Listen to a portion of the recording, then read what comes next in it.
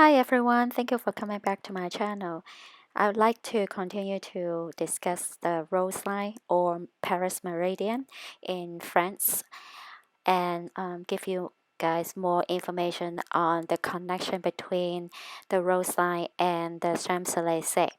Okay, let's get started. Just so you guys know that ever since May, I've been having technical problems recording videos or uploading videos to YouTube. They've been trying very hard to stop us to spread the truth, and so please excuse me.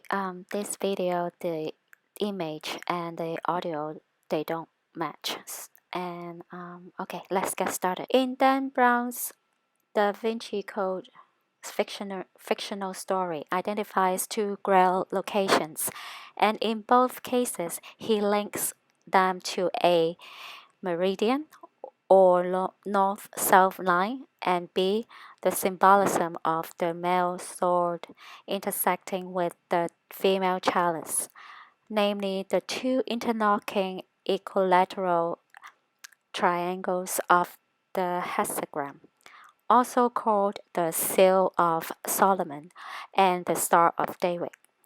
These two locations were, of course, Paris, France, and Roseline, Scotland. In both these cases, these were themes that Brown borrowed from other writers. For example, Robert Bouval had previously suggested in The Secret Chamber that this combination of pyramid and inverted pyramid at the entrance of the Louvre, Paris, might be a reference to the esoteric pattern known as the Seal of Solomon of the interlocking triangle and inverted triangle.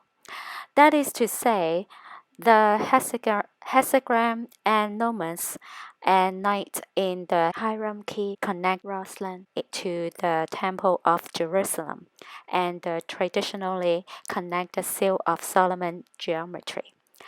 For Dan Brown, the inverted pyramid is like a feminine chalice, pyramidon, on the floor below it being the corresponding male symbol of the blade. In the Da Vinci Code, the final clue relates this pattern to the location of the Grail. The Holy Grail, neath ancient Roseline, waits, the blade and chalice guarding all her gates. Adorned in master's loving art, she lies. She rests at last beneath the starry skies. The reader is asked to consider that though this appears to be about the site of Roseline in Scotland, in fact it refers to the glass pyramid at the entrance to the Louvre. Roseline becomes reinterpreted by the novel's protagonist, Sleuth, not as the place in Scotland, but as the Roseline. The Paris Meridian, the master's art, becomes not the elaborate stonework of Roseline Chapel, but the works of the old masters in the Louvre Gallery. The starry skies refer not to the stars on the ceiling of Roseline Chapel, but to the night sky seen through the glass of the Louvre Pyramid. And the blade and chalice become not some Seal of Solomon pattern, supposedly formed by the floor plan of Roseline Chapel, but the Louvre Pyramid and the Pyramid inversely. One of the things he got correct in the novel is that the Paris Meridian passes directly through the Louvre site. The hexagram is a geometric figure, and so is a meridian, it being a straight line. So are there not further questions to be asked, but the connection between this pattern of the two triangles and the two meridian lines. This is what I pondered. What is the relationship between the Seal of Solomon and the meridian that runs across the map of France? And then a thought occurred to me. The shape of France on the map is hexagonal. L'hexagone is actually used by the French as a nickname for their country. I even seemed to recall that there was a French national newspaper that took this as its name for this reason. It was time to get hold of a map of France. I soon found a map and then noted something very interesting. Effectively, the meridian runs from the north point of France down to the south point, and I could also see that the line bisected the nation vertically into what looked like two fairly equal halves. In other words, the Paris meridian runs from the top tip of the first equilateral triangle and the hexagram down to the bottom tip of the other triangle, the inverted one. I thought again of this business of the intersection of braid and chalice. The chalice is the inverted triangle, and I found myself wondering where the meridian bisects this. Looking at the map, it occurred to me that this might actually be at Paris. If so, Paris would be at 3 over 4 of the way along the meridian line, measuring from South Point up to North Point. Well, that wouldn't be a difficult measurement. I'd just need to measure the length of the full meridian on the map, multiply by 0.75, and then measure that far up and see if this pinpointed Paris. I only needed a ruler and a calculator, and I had soon laid my hands on this equipment. When I made the required measurement, I found that yes, 3 over 4 of the way up the line does indeed pinpoint a spot smack bang in the heart of Paris. In other words, the Louvre pyramids and their little brother on the floor below are indeed located at the intersection of the blade and the chalice.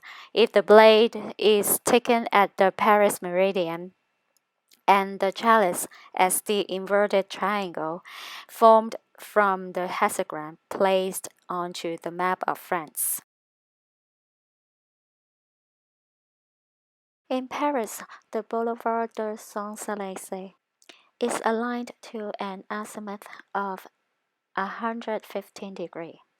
This azimuth corresponds with the azimuth of sunrise on the cross-quarter day lunasa at the 7th of November. The Champs-Élysées runs from the Louvre Museum in the east at the way to La Défense in the west over a total distance of almost 8 kilometers. Because it connects many historical buildings in Paris, the axis of the Champs-Élysées is called the axe historical axis. A spectator looking from the Louvre Museum along this axis would see the following historical objects in the line: the obelisk at Place de la Concorde, Napoleon's Arc de Triomphe at the Place d'Etoile, the business center La Défense in the shape of larger version of the Arc de Triomphe. There are 12 rows extending from Place d'Etoile, which may be a reference to the 12 signs of the zodiac since the square is actually called the Star Square. Since the axe historic aligns with the sun on the pagan celebration day, Lunasa, we can rest assured that the axe historic has an astrological significance. Hence, like Washington, also Paris has its own ancient Egyptian obelisk situated near the river, in this case the Seine. But the location of the obelisk at the bank of the Seine River is remarkable. Place de la Concorde, with the Paris obelisk, resides exactly in a bend in the river, where the river starts to run parallel to the Axe Historique, parallel to the Louvre Museum. The same would cross the Axe Historique exactly at the place of the obelisk. if it hadn't been for the bend in the river. Historically, one could say that the river crosses the path of the sun, albeit not a solstice or equinox sun, but a cross-quarter day sun's sunrise. The esoteric symbolism of the obelisks crossing the river due to their inherent alignments are therefore similar for both Washington and Paris. The central obelisk at Place de la Concorde is flanked by two fountains. The two fountains and the obelisk reside on a line perpendicular to the axe historique. This line leads to the bridge Pont de la Concorde across the Seine. This means that the obelisk with the two fountains is connected to the Seine by means of this bridge. In addition, a huge pond with a diameter of 68 meters in the shape of an octagon is situated on the Place de la Concorde. The obelisk is placed inside an oval within a larger octagon. At the 8 corners of the latter octagon, statues are placed representing the 8 largest cities of France. The Cathedral de Notre Dame de Paris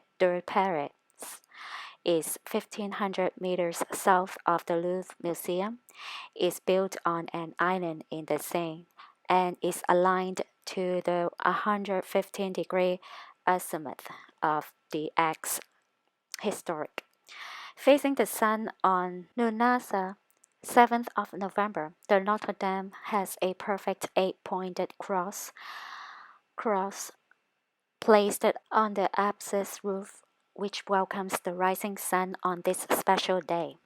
Although the axe historic does not align with a solstice sunrise or sunset, on a summer solstice, the setting sun crosses the axe historic at an altitude of 9 degrees.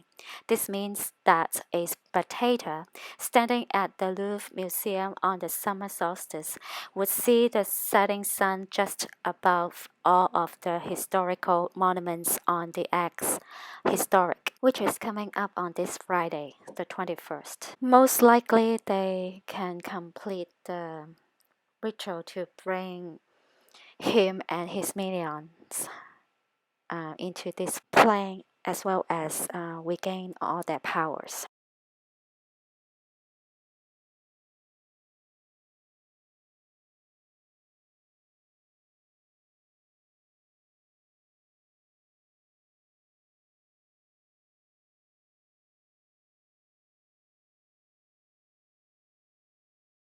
The obelisk at Place de la Concorde is one of the 3 obelisks called the Needles of Cleopatra.